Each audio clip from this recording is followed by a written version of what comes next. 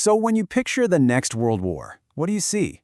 Grand fleets, sprawling armies, that kind of thing? Well, you can forget all that.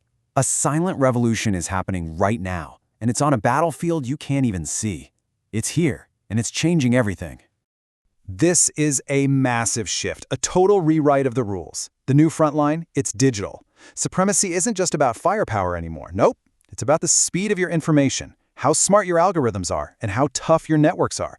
This is where modern conflicts are actually being won and lost. So yeah, welcome to the Code War. It's a brand new era of global competition, where the weapons are literally lines of code, and the territory everyone's fighting for is the digital infrastructure that powers our entire world. Every single part of modern military power is being completely reimagined. And at the absolute heart of this change, of course, is artificial intelligence. You've got systems like the U.S. military's Maven smart system that are making something called generative targeting possible. Now, this isn't just about finding targets a little bit faster. We're talking about AI processing just insane amounts of data to find patterns and suggest moves that a human analyst could totally miss. It crushes the whole decision-making loop of warfare, observe, decide, act, from hours down to just seconds. And this digital revolution, it touches literally everything. It's not just about offense. It's changing the very economics of defense. Think laser weapons. And it's redrawing diplomatic maps, where a strategic port suddenly becomes a critical hub in a global data network. And the one thing connecting it all? Control over data. Right, so if data is the new high ground, how do you defend it? Well, the very first move for any modern military is to build a fortress in the cloud. And nations are in an all-out sprint to create their own secure, sovereign digital backbones. To really get why this is so critical, you need to know this acronym, C4ISR. Seriously, just think of it as the central nervous system of an entire military. It connects everything, satellites, drones, soldiers, you name it. And today, that entire nervous system runs on the cloud. A secure cloud isn't just some nice-to-have support tool anymore, it is the battlefield. And look, this isn't just some far-off theory. Countries are doing this right now. A great example is India's strategy. They're going at it from all angles, building specialized defense clouds, getting all their armed services on one unified network, and, this is the big one, making it mandatory that all their critical data stays inside their own borders on their own servers. And it's not just India either. It's a global trend. The U.S. Department of Defense, for instance, uses commercial cloud platforms that are beefed up to military-grade standards. You even have tech giants like Google creating what are called air-gapped clouds. Think of a cloud that's completely cut off from the public internet, that can be deployed anywhere, even in the middle of nowhere. The goal is always the same: secure, reliable data, anytime, anywhere.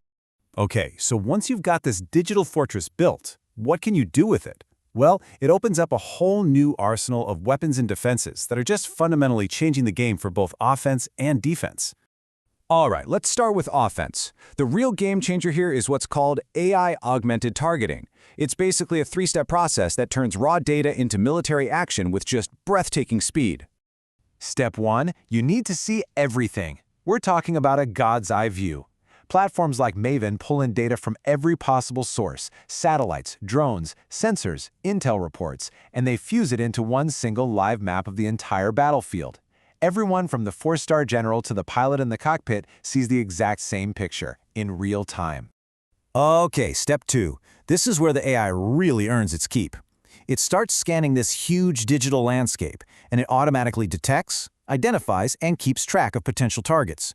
It could be a specific tank convoy, an enemy warship, or even really subtle changes in activity at some hidden missile base. And this is the final mind-blowing step.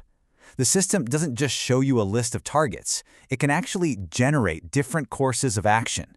It can suggest the best weapon to use, calculate potential collateral damage, and even plan the timing of an attack, all for a human commander to review and make the final call.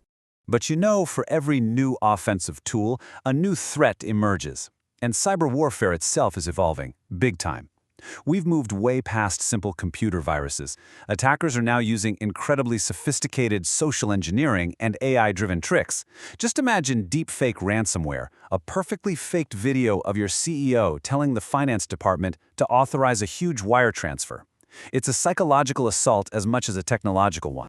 But defense isn't just about firewalls and antivirus software. Back in the physical world, technology is also revolutionizing defense, especially by flipping the entire economic script of war on its head. I mean, just look at this comparison. For decades, it cost tens of thousands of dollars at least to shoot down a pretty cheap rocket or drone. But now, you have systems like Israel's new Iron Beam that use high-energy lasers, and, well, the result is an absolute economic game-changer. The cost to intercept something doesn't just drop, it plummets. $2. That's it. That's the cost per shot for the Iron Beam. Just $2 worth of electricity. This completely turns the economy of war upside down. All of a sudden, you can afford to defend against swarms of cheap drones without bankrupting your country. It's a total paradigm shift. So we've talked weapons, we've talked defense, but this tech revolution, it's even changing who our friends are. A new geopolitical map is being drawn, and it's not based on who you share a border with, but on who you share technology with. You know, for most of history, alliances were all about military pacts, tanks, troops, treaties. Organizations like NATO were the cornerstones of global security, built around the idea of collective physical defense. Well, now there's a new kind of alliance in town. Meet Pax Silica, which basically means peace through silicon. It's a US-led coalition, and its whole focus is on securing the supply chains for the absolute bedrock of the digital age: semiconductors, AI hardware, and all the critical minerals you need to build them. And just look who's in this club. It's a who's who of global tech powerhouses and resource-rich nations. This isn't an alliance designed to fight a war with guns. It's an alliance to make sure its members can build, power, and control the future of technology itself.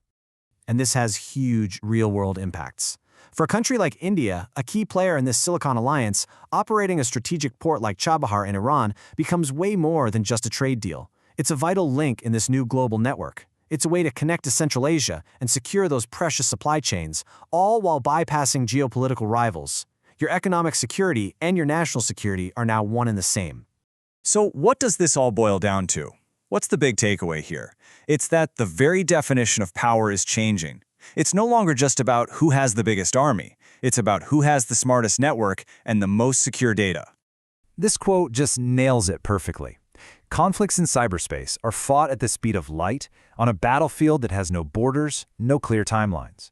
It's this constant, high-stakes competition that's playing out in the background of our lives every single day. And that leaves us with one final and, frankly, crucial question. As we hand over more and more tactical decisions to AI, we have to ask ourselves, in this new kind of war, when the battlefield is a computer, who really holds the ultimate authority? The commander or the code?